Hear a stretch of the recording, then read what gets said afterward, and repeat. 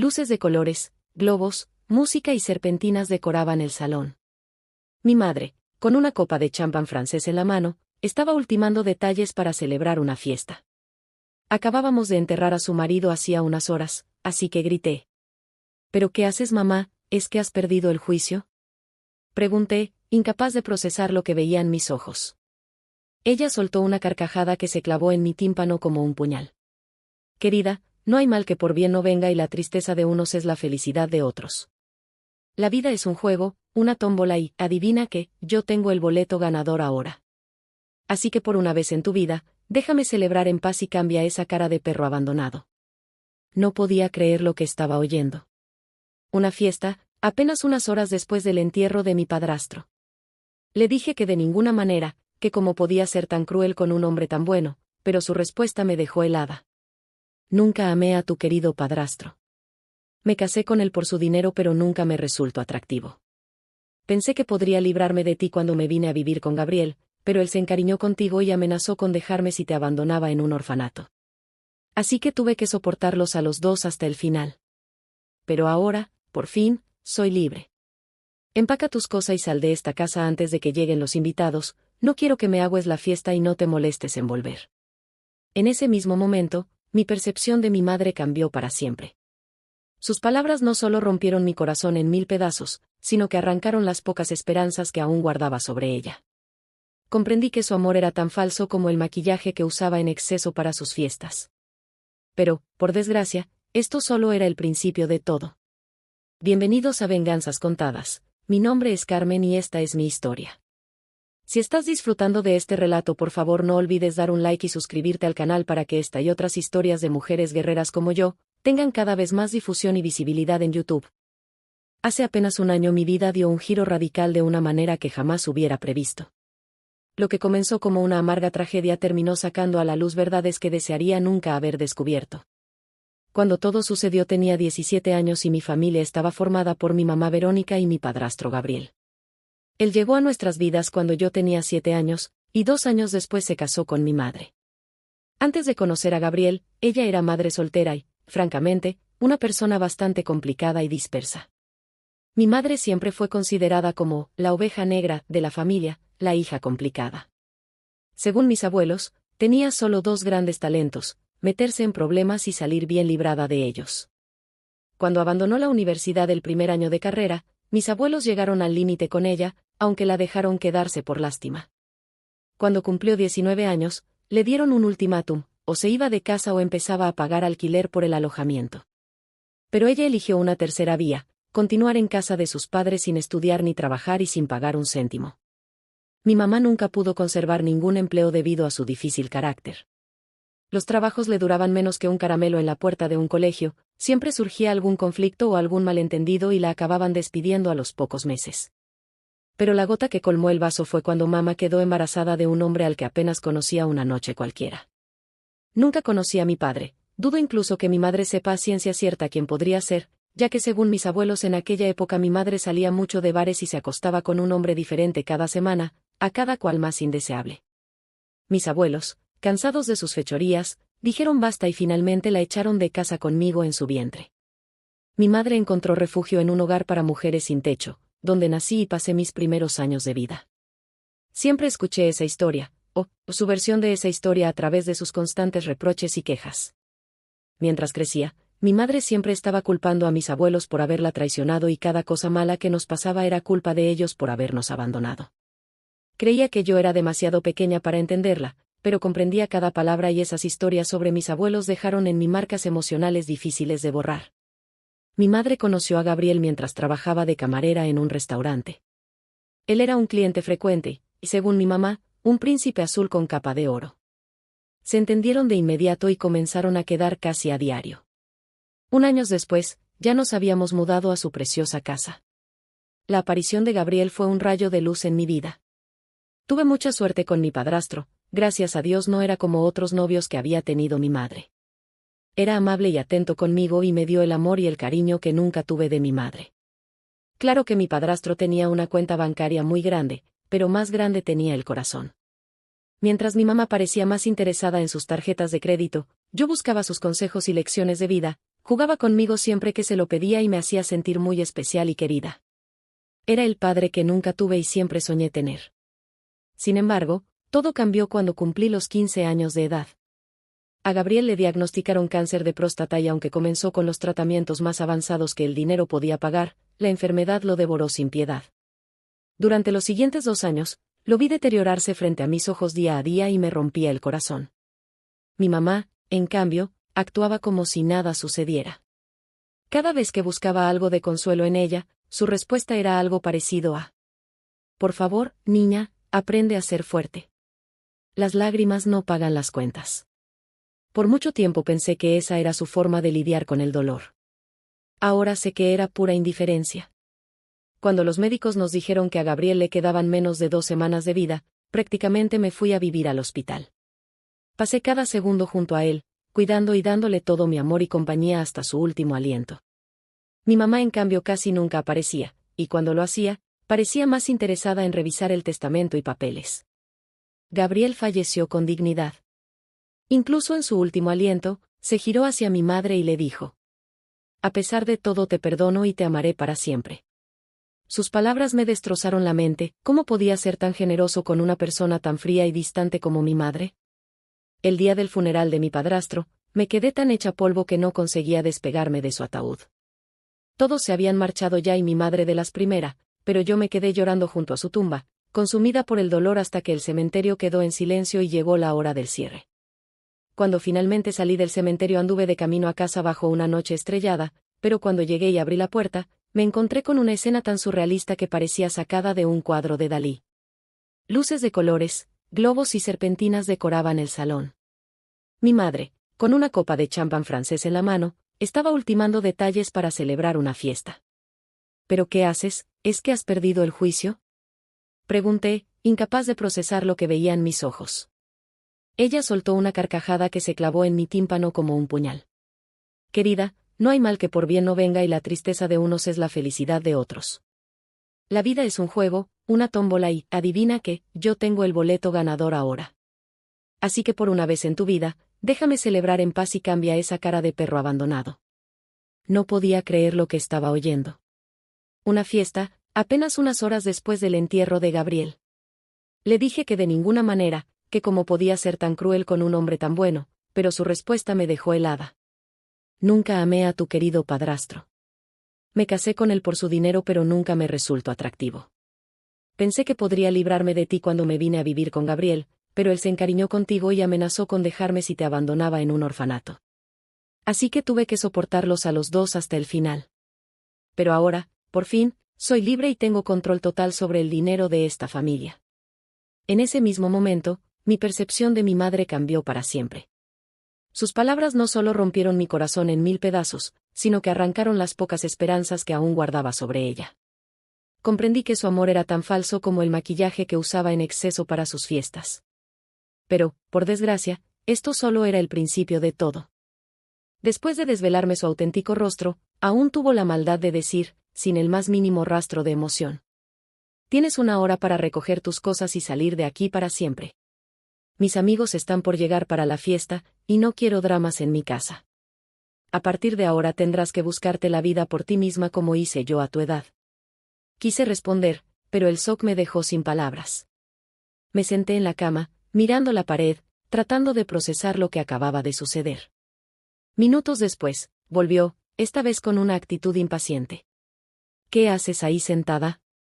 Empaca ya o tiro tus malditas cosas por la ventana. Salió dando un portazo, y fue entonces cuando finalmente me derrumbé. Mi llanto resonó en el cuarto vacío mientras intentaba encontrar alguna solución. Al no saber qué más hacer, tomé mi teléfono y llamé a mi mejor amiga, Sofía. Sofía, necesito tu ayuda, mi voz temblaba, apenas reconocible. ¿Qué pasa, Carmen? Dime ahora mismo, respondió, alarmada. Entre sollozos, le expliqué que mi madre estaba organizando una fiesta por todo lo alto y, para colmo, me estaba echando de casa. Su respuesta fue inmediata. Esa mujer es un monstruo. No te preocupes, voy para allá enseguida. Aguanta, amiga. Sofía llegó en menos de media hora. Por suerte, mi madre no estaba, Probablemente había salido a comprar más champán o algo que faltaba para su fiesta. Sofía, a quien mi madre siempre había odiado, me ayudó a empacar mis pertenencias rápido. Yo estaba agotada, incapaz de pensar con lucidez. Cargamos mis cosas en su auto y nos dirigimos a su casa. Al llegar, su madre me recibió con un abrazo cálido, como si fuera su propia hija. No te preocupes, mi amor. Aquí estás segura. Esta casa es tu casa. Por primera vez en mucho tiempo, sentí que alguien realmente se preocupaba por mí. Mientras desempacaba mis cosas en el cuarto de huéspedes, me derrumbé nuevamente en lágrimas. No era solo el cansancio ni el duelo, era el dolor de saber que mi propia madre, la persona que se suponía debía apoyarme y amarme incondicionalmente, me había abandonado emocionalmente mucho antes de echarme físicamente. Sofía me abrazó con el amor de una hermana, acariciando mi pelo hasta que mis sollozos se calmaron. ¿Te sientes más relajada ahora?, me preguntó con una suave sonrisa. Un poco. Gracias. Le respondí, limpiándome las lágrimas. De verdad que no sé qué habría hecho sin ti. Nunca tendrás que saberlo. Tú y yo somos como hermanas, ¿recuerdas?, dijo, con esa calidez que solo ella podía transmitir. Esa noche, Sofía y yo hablamos durante horas. Me desahogué por completo, y ella me escuchó sin juzgarme. Me prometí que, algún día, intentaría arreglar las cosas con mi madre, que quizás tenía sus razones para ser así. Lo entiendo, dijo Sofía. Pero, sinceramente, tu madre no tiene corazón y cruzó todos los límites, esto es imperdonable. Lo sabía, pero aún me costaba aceptarlo, mi propia madre era una persona horrible. Los días siguientes en casa de Sofía su madre nos mimó al máximo, llevándonos a comprar bocadillos y permitiéndonos faltar a la escuela para quedarnos viendo películas y jugando a lo que quisiéramos en casa. Aunque el dolor seguía presente, esos pequeños detalles de cariño me ayudaron a aliviarlo. Pero la calma no duró mucho. Una semana después, mientras regresábamos de la escuela, recibí una llamada de mi madre. Mi primer pensamiento fue ignorarla y no hablar con ella, pero la curiosidad me hizo contestar. ¿Qué quieres ahora?, pregunté, intentando contener mi ira. Para mi sorpresa, su voz sonaba preocupada y cariñosa. Carmen, ¿dónde estás durmiendo? ¿Estás bien?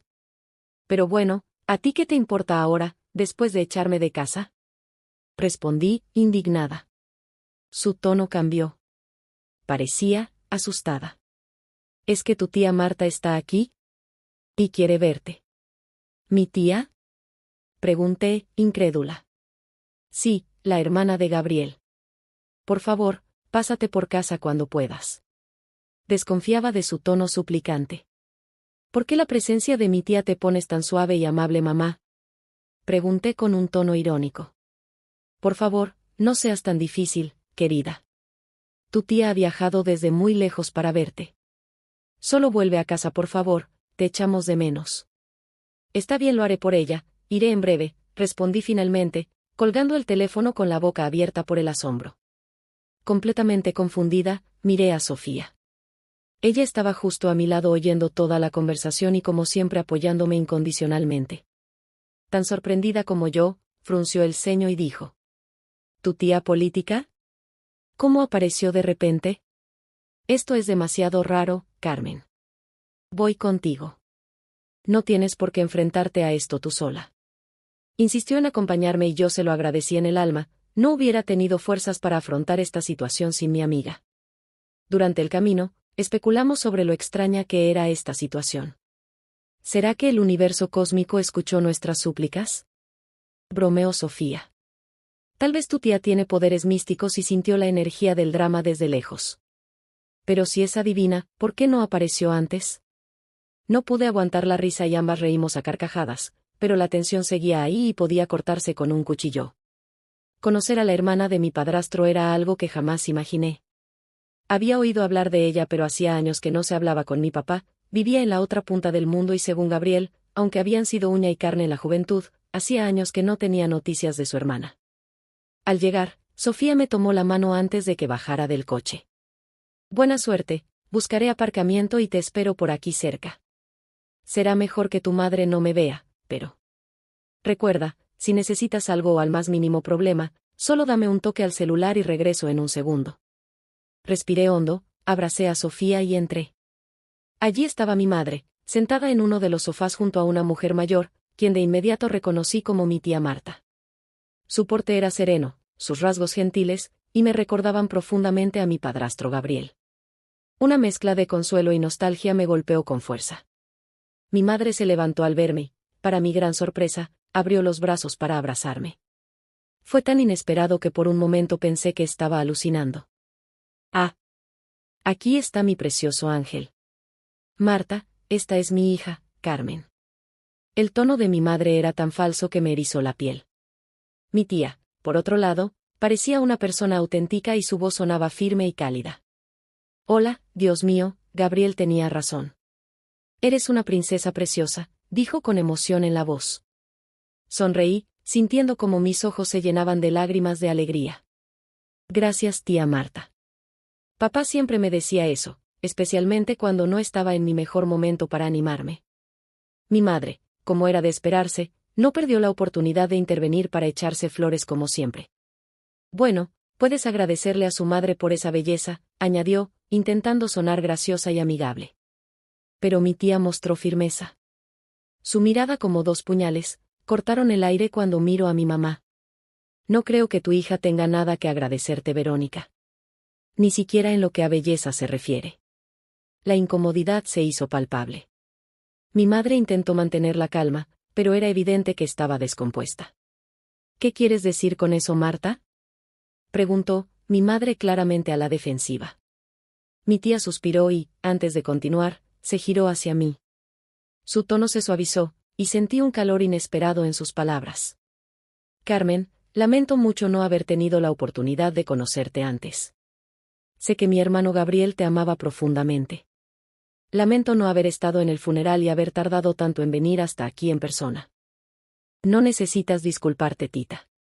Estoy segura de que fuiste una hermana increíble, porque papá siempre hablaba tan bien de ti y con tanta admiración.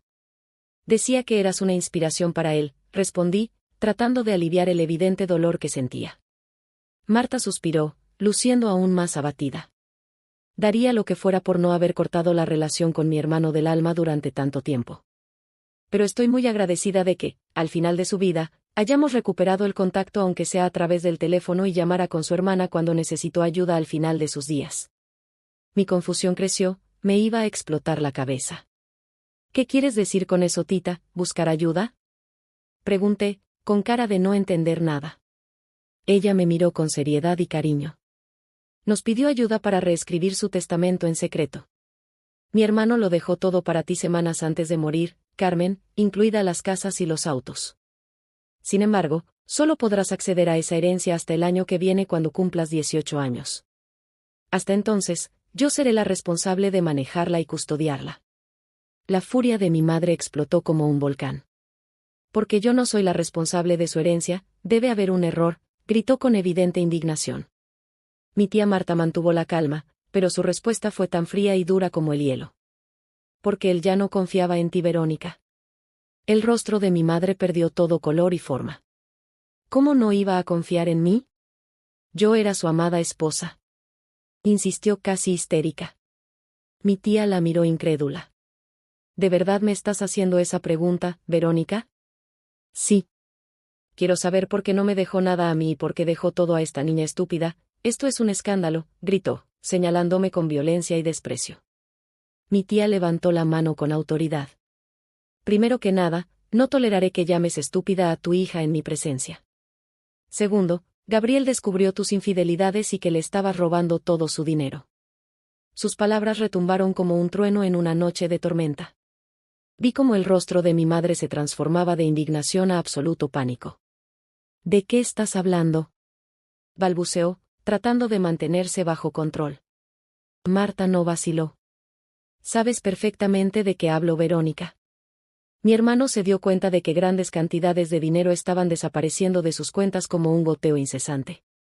Instaló una aplicación en tu celular para rastrear tus actividades. No tardó en descubrir que le estabas siendo infiel con varios hombres a la vez y no solo eso, estabas usando sus tarjetas para pagar los hoteles y cenas a tus amantes. El silencio que siguió fue abrumador. Mis ojos permanecían fijos en mi mamá, que permanecía inmóvil, incapaz de procesar todo lo que estaba escuchando. Mamá, ¿cómo pudiste? Pregunté con la voz rota, pero Marta todavía no había terminado con ella. Con una calma inquietante, su mirada recorrió la habitación antes de hablar nuevamente. Ah, y por cierto, Verónica, ¿puedes pedirle al hombre que vi entrar antes en esta casa que deje de esconderse en la planta de arriba? Sé perfectamente que está aquí. El silencio se volvió atronador. La seguridad de mi tía Marta contrastaba con la tensión que dominaba el ambiente. Apenas podía creer lo que estaba pasando. Mi padre apenas había sido enterrado, y mi madre ya había metido a otro hombre en la casa. Su maldad y descaro no tenía límites. Mi mamá, claramente nerviosa, intentó fingir normalidad. No sé de qué estás hablando. Por tu edad, seguro estás viendo cosas que no son o quizás tomas una medicación muy fuerte. Marta negaba con la cabeza, visiblemente exasperada. No voy a perder más tiempo contigo, Verónica. Tu descaro e hipocresía es simplemente lamentable, dijo Marta con firmeza, antes de hacer una pausa significativa y lanzar la siguiente bomba. Además, he estado organizando tu arresto en estos últimos días, antes de venir a verte. La policía debería llegar en cualquier momento. Los ojos de mi madre se abrieron de par en par y se salían de sus órbitas, reflejando el puro pánico. ¿No puedo ir a la cárcel? Por favor, pero ¿qué tontería es esa? Gritó, suplicando desesperadamente. Marta la miró con una intensidad que solo puede surgir del dolor transformado en justicia. Convertiste los últimos días de mi hermano en un infierno. Solo se quedó contigo porque temía que no cuidarías bien de tu hija Carmen. La amaba como si fuera su propia hija. Antes de partir, me pidió que me asegurara de que pagarías por todo lo que hiciste, dijo mi tía con lágrimas brillando en sus ojos. Por favor, antes de acabar, si te está gustando el relato, recuerda dar un like y suscribirte a nuestro canal para que esta y otras historias de mujeres como yo sean difundidas y más visibles en YouTube. También puedes dejar un comentario contándonos tu historia o dejando alguna sugerencia para mejorar el canal. En ese momento, se escucharon coches, pasos y voces afuera de la casa. La policía había llegado. Cuando los oficiales entraron, mi tía Marta los recibió con tranquilidad, explicándoles toda la situación. Mi madre comenzó a llorar como una niña y a rogar perdón, pero fue inútil. Se la llevaron detenida mientras sollozaba y pataleaba, en una escena que parecía sacada de la pesadilla de un loco. Me quedé allí, inmóvil, sin saber qué decir y observándolo todo, mientras una mezcla de alivio y tristeza crecían en mi interior.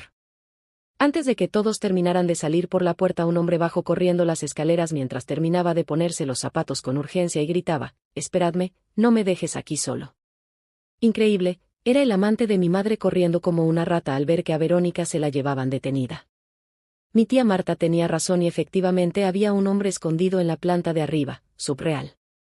Cuando todo terminó y por fin todos salieron de la casa, mi tía se acercó, me abrazó con fuerza y me susurró al oído: «Vamos a superar esto juntas, mi querida princesa». Sus palabras encendieron un pequeño faro de esperanza en el interior de mi corazón. Por primera vez en mucho tiempo, sentí que no estaba sola en este mundo, que por fin alguien cuidaría de mí. Cuando todo se calmó, mi mente seguía reviviendo recuerdos.